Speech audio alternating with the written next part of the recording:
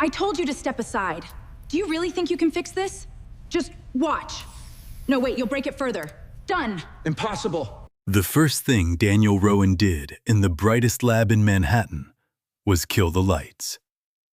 1 second, the glass-walled engineering floor was glowing blue and white, full of giant screens, polished metal, and the kind of expensive silence rich people mistake for control. The next second, everything dropped into darkness so fast, a few people actually gasped. Someone near the back cursed.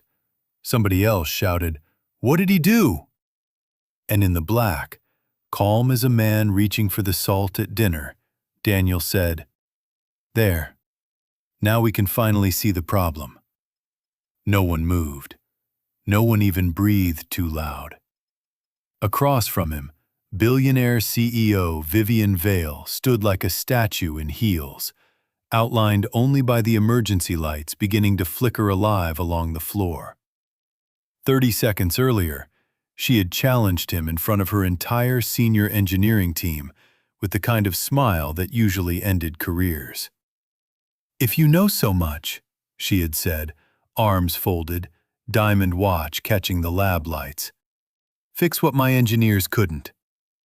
Most people would have backed down. Daniel had put his daughter's little purple backpack on the floor, rolled up the sleeves of his work shirt, and asked where the main breaker was. That was how he ended up standing in the dark, while the most overpaid engineers in the building stared at a single dad in steel-toe boots like he had just walked into church and slapped the altar. But that wasn't even the beginning. 6 hours earlier, Daniel's day had started with burnt toast, an overdue electric bill, and his 8-year-old daughter Emma trying to braid her own hair with one hand while the other held a half-finished science project made from cardboard planets. He was crouched by the stove, scraping blackened bread into the trash, when Emma looked up and said, "You're thinking too loud again." He turned. "That a new diagnosis?" "It means your eyebrows do the storm thing." Despite everything, he smiled. Emma had a way of dropping perfect lines into terrible mornings. She got that from her mother. "She used to say that too," he said before he could stop himself. Emma's hands paused over the braid. For a second, the kitchen changed. Not physically. The chipped cabinets were still chipped. The refrigerator still hummed like it was threatening to quit. The rent notice still sat under a magnet in the shape of a smiling lemon. But grief had a way of stepping into a room without opening the door. Emma cleared her throat, trying to be older than 8. "Mom was usually right." "Far too often," he said softly. He finished her braid, crooked but passable. She looked at herself in the microwave reflection and decided not to complain, which meant it was bad. He was supposed to drop her at school and head to a regular maintenance call in Brooklyn. Just another long day fixing machines other people only noticed when they broke. But at 8:17, his phone buzzed with a contractor alert. Emergency facilities issue at Vale Dynamics Tower. Immediate response bonus approved. The bonus was more money than he usually made in 3 days. He accepted before the message fully loaded. That was the thing about single parenthood. People talked about love like it was enough. It wasn't. Love kept you awake. Love made the lunches, signed the forms, learned how to fake confidence on school nights, and stretch pasta into 2 meals. But love did not pay for inhalers, school field trips, or the dentist appointment Emma needed and he had been postponing for 2 months. So he took the job. Then the school nurse called to say Emma's class was doing indoor construction and glue work all morning, and her chest sounded tight, and maybe today wasn't a great day for her to stay. So he took her with him. By 10:04, Daniel and Emma were standing in the marble lobby of a building so sleek it looked less built than imported from the future. The front desk was a curve of white stone. The elevators didn't have buttons. The air smelled like citrus and money. Emma looked up and whispered, "Do rich people breathe different air?" "Only when they're being dramatic," Daniel said. The guard checking them in didn't laugh. He kept staring at Daniel's scuffed boots, the toolbox in one hand, and Emma's backpack in the other. "There's a children's lounge on 12, he said. Daniel nodded. "She stays with me." The guard hesitated. "This is an active tech facility." Daniel looked around at the polished silence and said, "So is my apartment every time the heat breaks." He got the visitor pass. The facilities issue turned out to be on the 42nd floor, but the real panic was on 43. He knew it before he even stepped off the elevator. There was a different kind of noise up there. Not loud, tense. Fast footsteps, clipped voices, the low electric buzz of people trying not to fail in front of someone important. A woman in a navy suit nearly ran into him coming around the corner. "You're not supposed to be here." "Got that feeling," Daniel said. She glanced at his badge. "Facilities? Fine. Stay out of the main lab." Then she was gone. Emma tugged his sleeve. "That means we're definitely going near the main lab, right?" He gave her a look. She grinned. "Just checking." The faulty air handler he'd been called to inspect was in a service corridor behind a set of frosted glass walls. But through the glass, Daniel could see enough of the lab to know somebody up there was bleeding money by the minute. Half a dozen engineers surrounded a long black test table, covered in sleek rectangular devices about the size of carry-on luggage. Backup power units from the look of them. Medical grade. High-end. A giant screen on the wall flashed status bars, thermal maps, discharge curves, and a red line of repeated failure notifications. He wasn't trying to listen. He just did. It was a habit built over 20 years of broken things. Machines talked. Not with words, but patterns. Delays, rhythms. Tiny wrong notes in places most people never heard. One of the engineers said, "We've isolated the battery chemistry and the firmware handoff. It's neither." Another snapped, "Then why is it only failing during live transfer?" A third said, "Because the field conditions aren't clean." "We simulated the field conditions." "No, we simulated what you think field conditions feel like." That line made Daniel glance up, and then he heard it. A high, repeating click under the main hum of the room. Very faint, mechanical, uneven. He left Emma sitting on an overturned bucket with her sketch pad and took 3 steps closer to the glass. The unit on the table failed again. Daniel muttered, mostly to himself, "You're not testing the handoff. You're testing the recovery from the lie." The woman in the navy suit, later he'd learned she was chief of staff, heard him. "What did you say?" He looked up. 4 faces turned toward him, then 8. Daniel instantly regretted being alive. "Nothing," he said. Too late. A tall engineer in a fitted black jacket strode over, irritation already loaded in his face. "Do facilities contractors normally diagnose billion-dollar hardware through glass?" Daniel shrugged. "Only when the diagnosis is free." That got a few offended looks. Then a voice from deeper inside the lab said, "Let him in." The room parted around her before he saw her. Vivian Vale didn't walk like most executives. She moved like the floor had signed a contract to stay under her feet. Early 40s, maybe. Dark hair pulled back, simple white blouse, black trousers, no wasted motion anywhere. She had the controlled stillness of someone used to being the smartest person in the room and the most dangerous one when crossed.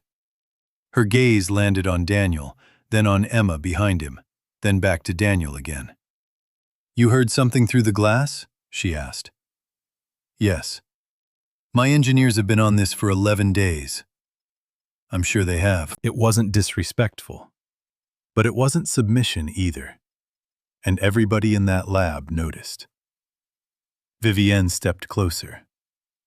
Then say it. Daniel looked at the device on the table, the failure logs, the immaculate test floor, the people guarding their credentials like shields.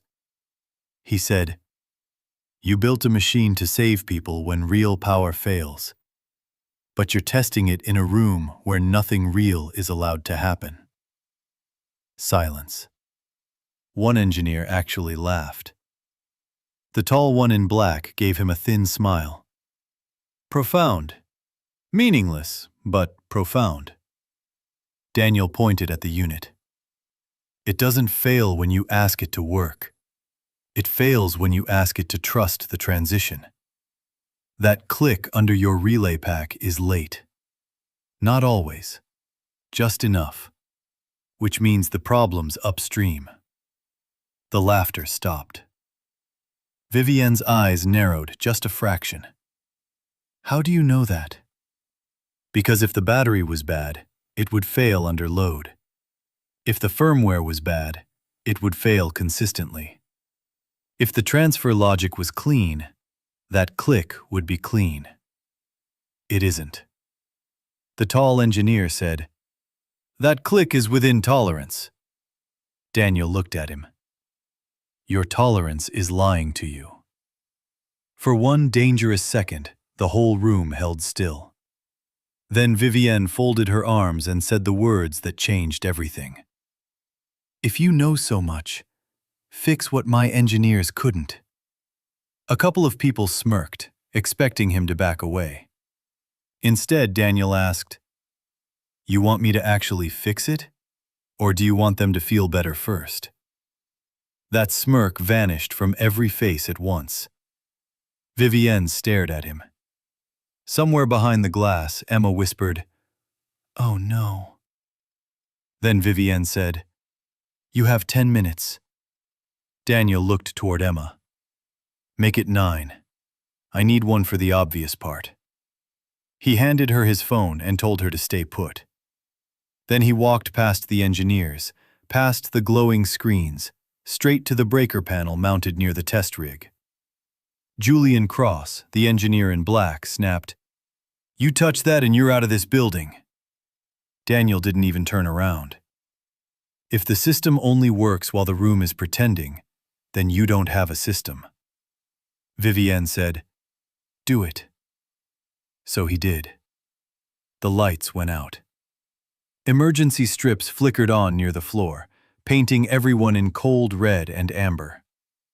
Somewhere across the room, one of the prototype units chirped, then stuttered, then gave off a dry, ugly click. Daniel lifted a hand. "Wait." Nobody spoke. 7 seconds passed. Another click. Sharper this time. 11 seconds. A third unit dipped and rebooted. Daniel nodded to himself. There it was. He turned slowly. Your transfer timing isn't failing because the units are weak. It's failing because the room isn't grounded the way the field is. Your simulation isolates the noise. Real buildings don't. Real buildings are messy. Old wiring, dirty transitions, shared loads, harmonic junk from elevators, HVAC, half a dozen bad decisions hidden behind fresh drywall. These units aren't dying from power loss. They're choking on the handoff signal. Julian stepped forward.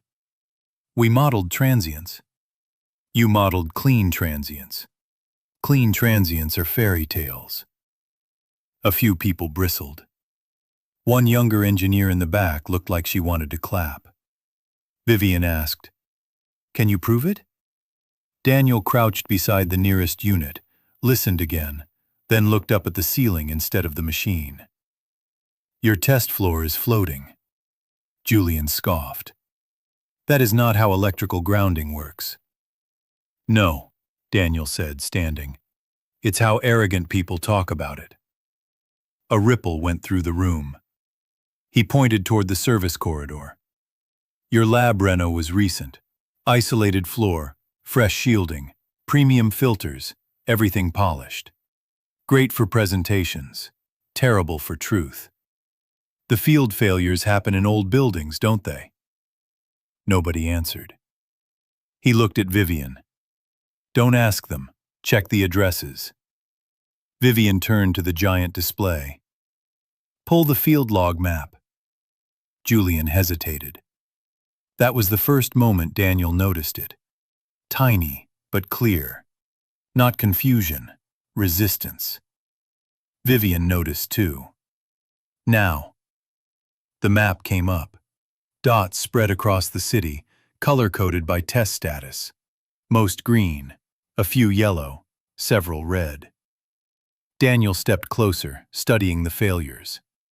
North Bronx, East Newark, Queens, South Brooklyn. Older districts, dense housing, shared infrastructure, ugly grids.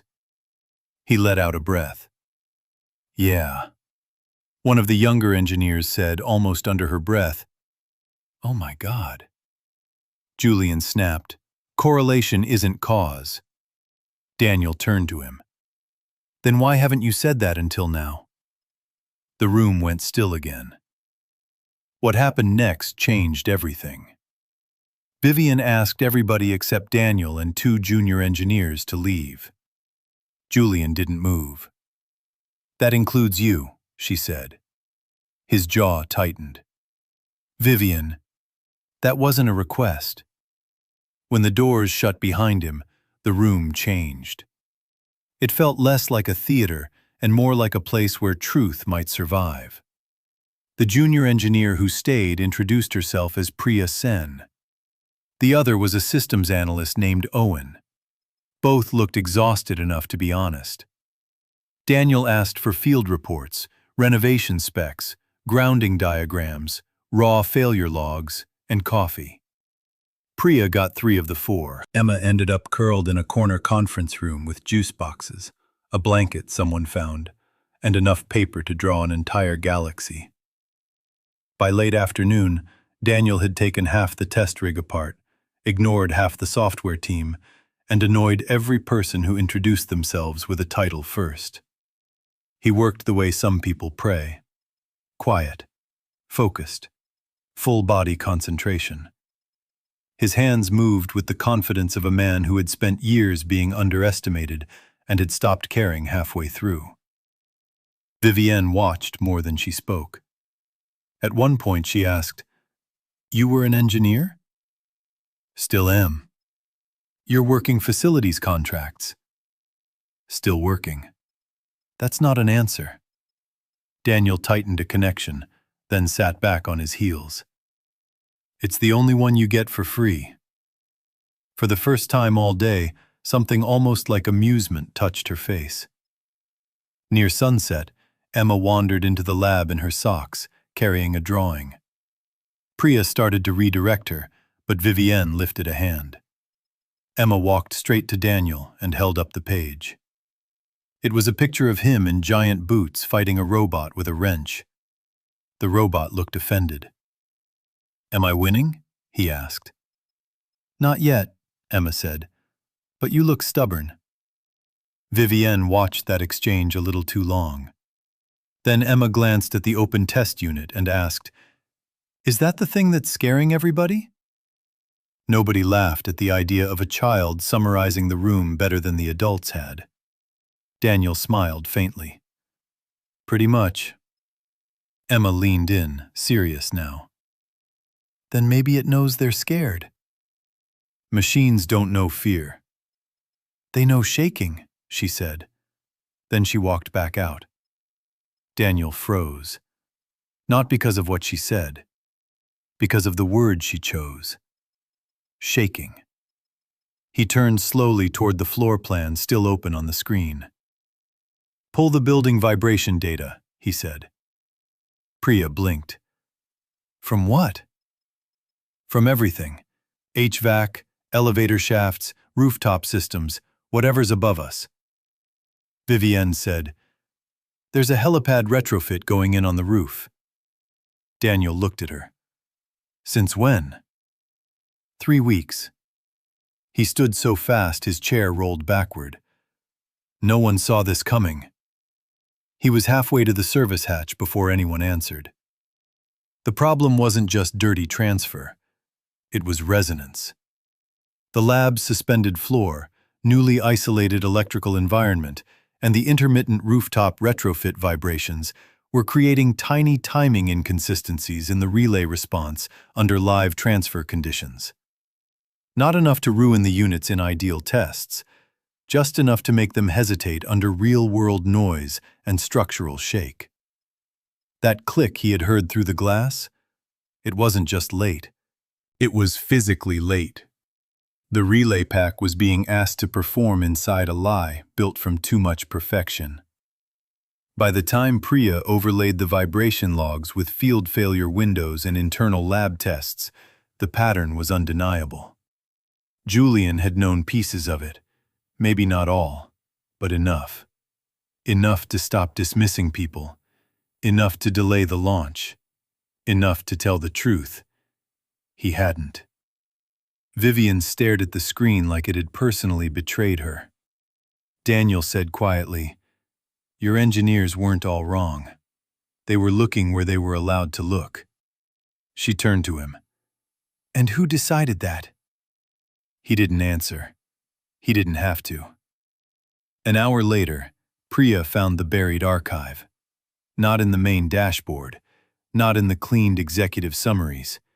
Deep in the raw service folders, tagged as environmental anomalies and flagged low priority. Reports from pilot homes, clinics, and ambulance simulations describing brief relay hesitation during transition in older buildings. Repeated, escalated, deflected. One attached note from months earlier read, "Launch sensitive issue. Continue observation. Do not broaden distribution." Daniel read it once, then again. At the bottom was Julian's approval code. Vivian didn't say anything for a long time. When she finally did, her voice was quiet enough to frighten everyone more than shouting would have. "Leave us." Priya and Owen left. Daniel stayed near the test rig, wiping his hands on a rag he'd used all day. He looked tired in a deep way now. Not physical, old tired. The kind that lived in the spine. Vivian faced the glass wall overlooking the city. "I built this company from a borrowed office and a broken battery pack," she said. "I was 27. Nobody took me seriously. Investors called me emotional. Engineers called me lucky. Men who knew less than I did explained my own work back to me over dinner." She let out a humorless breath. "So I built a culture where only results mattered." Daniel said, "That usually sounds noble right before it turns expensive." She looked at him then. "You think I did this?" "I think you built a place where people got rewarded for certainty and punished for inconvenient truth. After a while, no one needs to be told to hide the bruise." That hit. He saw it land. And because he was tired and honest and maybe a little cruel in the way truth sometimes is, he added, "Machines aren't the only things choking on the handoff." For a second, he thought she might throw him out. Instead, she asked, "Why are you working contract maintenance?" There it was again. That question. Like brilliance and struggle could not live in the same body without needing explanation. Daniel sat on the edge of the workbench. Outside, the city was dimming toward evening. "My wife got sick," he said. "Leukemia. Fast. Ugly. Insurance played games. Startups play games too. Mine failed first." "You had a startup?" He gave a short laugh. "Barely. 2 friends, 1 patent, and a lot of bad coffee. We built transfer systems for home medical backup units. Real homes, not brochure homes. Apartments with bad wiring. Storm zones. Old buildings." Vivian's expression changed. Daniel saw it and nodded once.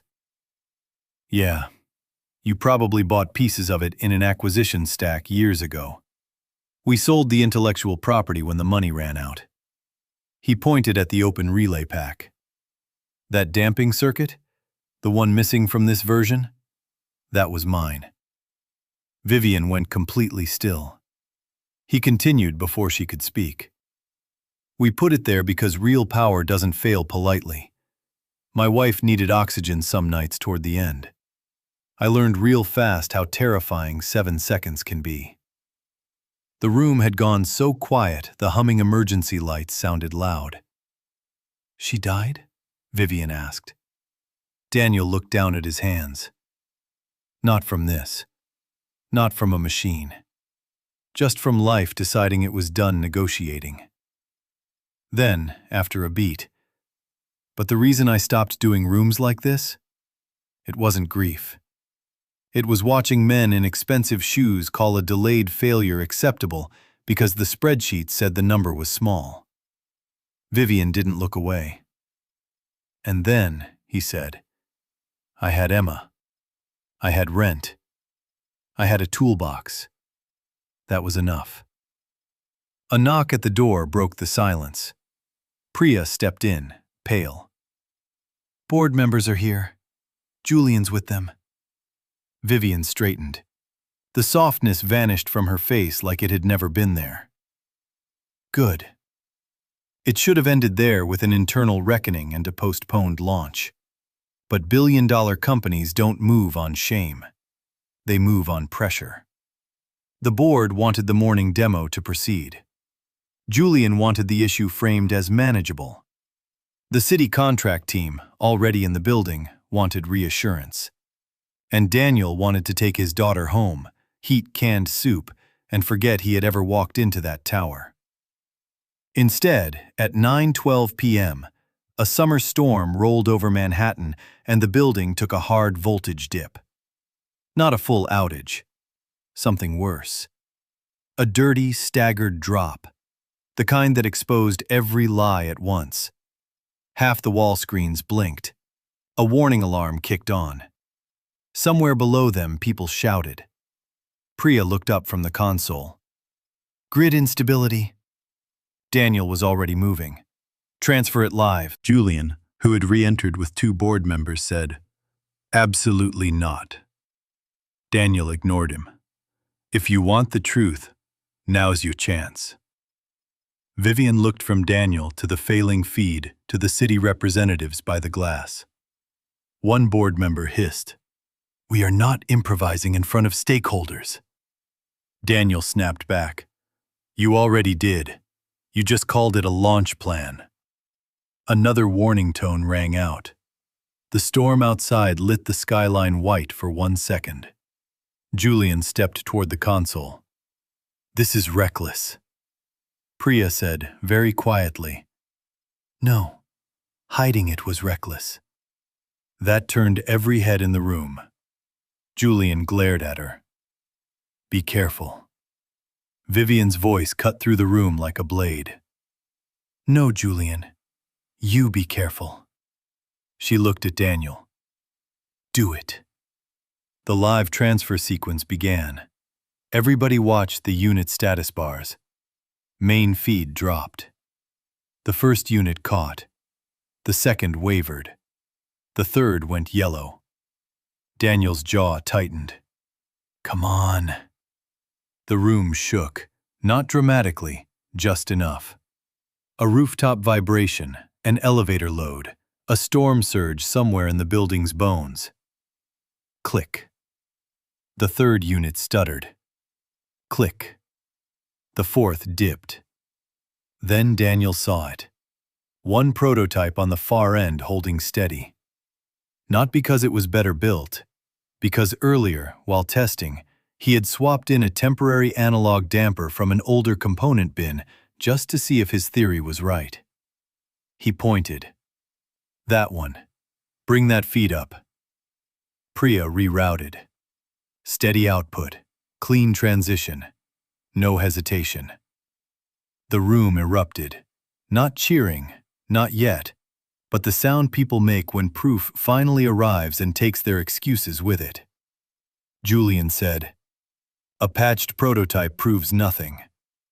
Daniel turned on him so fast even the board members stepped back. It proves you knew enough to stop this. Julian's face hardened. You think the board was going to delay a citywide contract over intermittent environmental noise? No, Daniel said. I think you decided the failures would happen to people important enough to ignore. That line hit harder than anyone expected because it was true in the ugliest possible way. The red dots on the map weren't random. They were neighborhoods where power was messy, buildings were older, budgets were thinner, and people had fewer options. Inconvenience at the top, risk at the bottom. Same machine, different consequence. Vivian understood it all at once. Daniel saw it in her face. Not the technical problem, the moral one. That was the real climax, though no one in the room knew it yet. Not the failing unit, not the storm, not the board. Just one choice, standing in front of a woman who had spent her whole life refusing to look weak. Launch tomorrow, cash the contract, fix quietly later. Or tell the truth, burn millions, and become the villain in every business headline by sunrise. Emma appeared in the doorway before Vivian answered. She had the blanket wrapped around her shoulders like a cape and sleep in her eyes. Dad? He turned instantly. Hey, Bug, you okay? She nodded, then looked around at the frozen adults. Did the robot lose? Daniel smiled despite himself. Not exactly. Emma stepped closer, looking at the live stable unit and then the others still blinking uncertainly. She didn't know the money in the room, didn't know the politics. She only knew what adults looked like when they were about to lie to themselves. So you can fix it, she said. Daniel exhaled. Yes. Tonight? No. That answer hurt him to say. Emma accepted it faster than the adults did. Then don't pretend, she said. And just like that, an 8-year-old said the cleanest thing anyone had said all day. Vivian looked at her for a long moment. Then she turned to the board, the city reps, Julian, the storm beyond the glass, all of it. The launch is suspended, she said. One board member exploded immediately. Vivian! She kept going. Effective now. All pilot expansion paused. Internal investigation on data suppression begins tonight. Engineering redesign starts with field condition testing and restored damping architecture. Julian took a step forward. You can't do this on the basis of a contractor's intuition and a weather event. Vivian looked at him with such cold precision that even Daniel felt it. I'm doing it on the basis of your omission. Then she added, Security will escort Mr. Cross from the building. No one argued after that. Not really. People protested, threatened, recalculated, but the decision was made. And in the strange silence that followed, Daniel felt not triumph, but exhaustion. The heavy kind. The kind that settles after adrenaline leaves and real life comes back asking whether any of this will pay the rent. Vivian seemed to read that on his face. After the room cleared, after Priya disappeared to start damage control, after Emma fell half asleep against Daniel's side, Vivian said, Name your price. Daniel almost laughed. Not because it was insulting, because it was too simple. That's the thing about people like you, he said softly. You think the clean ending is always a number. Her jaw shifted. Then tell me what it is.